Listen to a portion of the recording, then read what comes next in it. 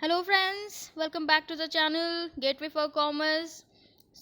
Last video में हमने chapter 1 सारे डिस्कस कर लिए थे. इस वीडियो में हमारा जो सेकेंड चैप्टर है बिजनेस स्टडीज़ का, that is principles of management, वो डिस्कस करेंगे. Okay, so let's start. Principles. Principles means क्या होता है? प्रिंसिपल्स मीन्स सिद्धांत.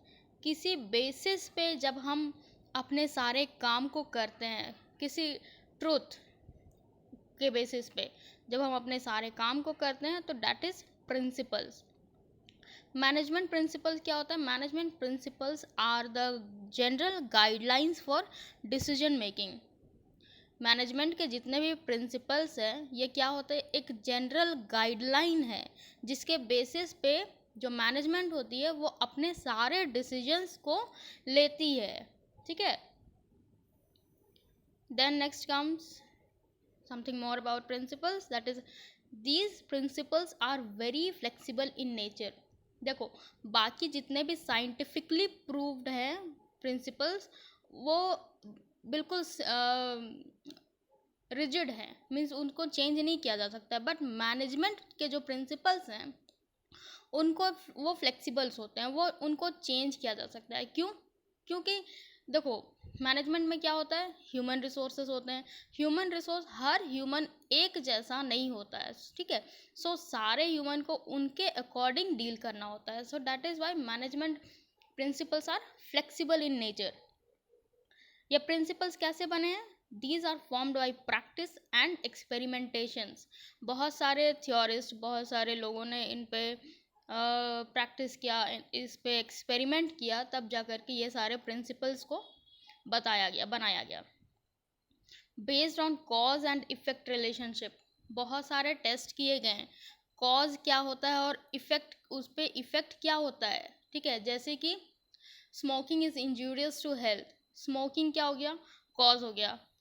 इफेक्ट क्या हो रहा है? Injurious to health. हेल्थ में फ़र्क पड़ रहा है. ठीक है.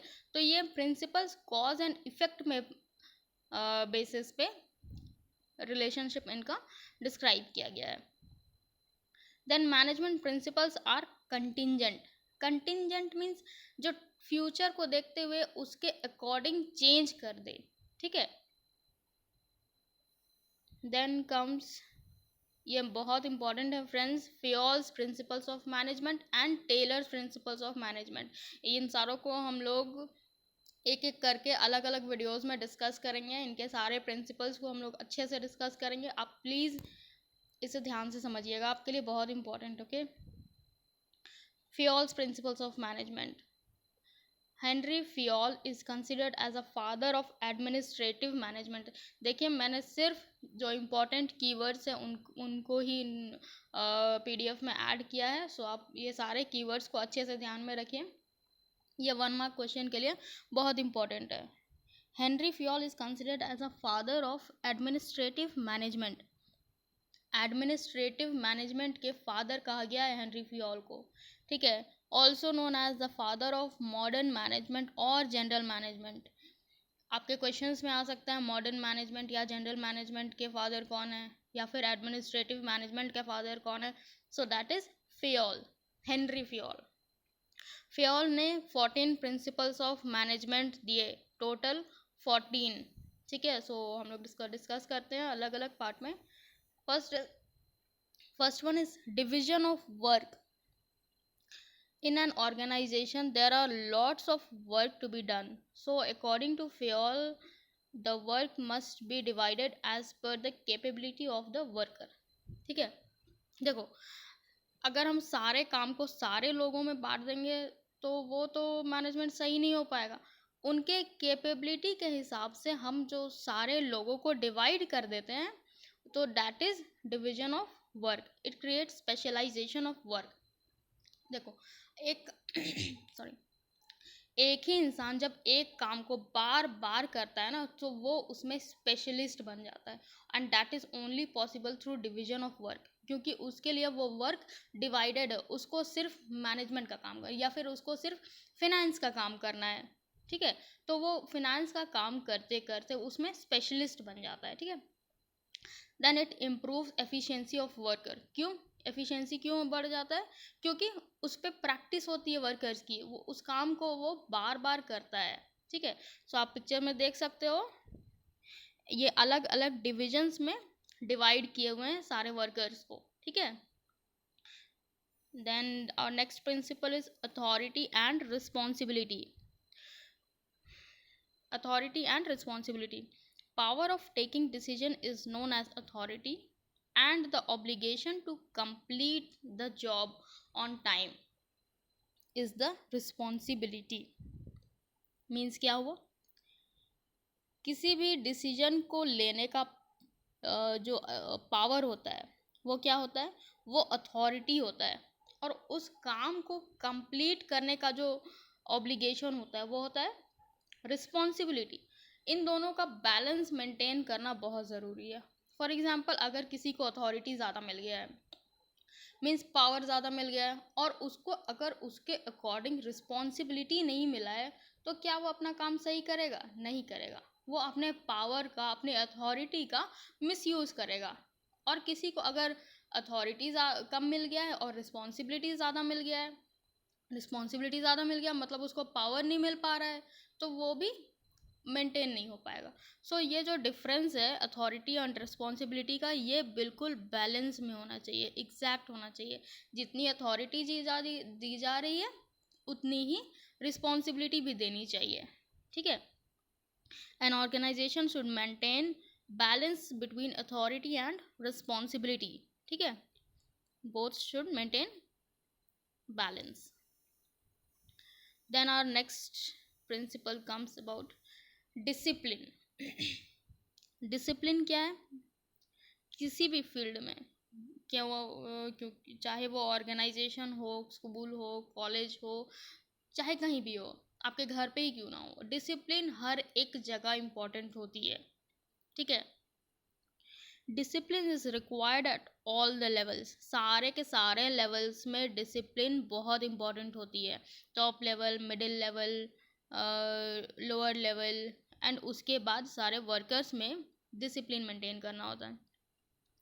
It means to follow the code of conduct, rules and regulation of the organisation, और else not following discipline will create confusions and disorder in the organization as well as delay in work.